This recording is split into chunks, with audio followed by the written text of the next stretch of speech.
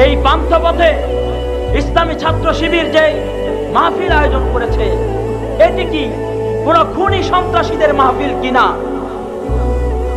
কেন এই মাহফিলের উপর হামলা হলো? যারা করেছে তারা কি ভালো লোক? তারা কি সৎ লোক? এ সমাজে কি তাদের হাতেই থাকবে? এ সমাজ কি এই খুনি লুটেরা, এই সন্ত্রাসীদের কাছে জিম্মি থাকবে? আমি জানতে চাই। আজকে এখানে যারা বোমা মেরেছে, এখানে